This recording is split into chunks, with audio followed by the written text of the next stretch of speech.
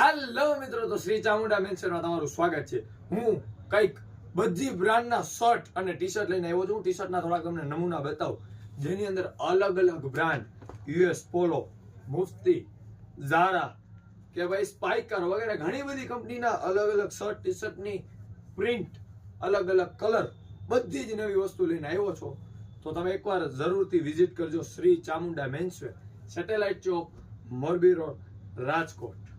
જોઈએ સ્પાઇકર, રેરેબિટ, તેમજ જો આ ટાઈપના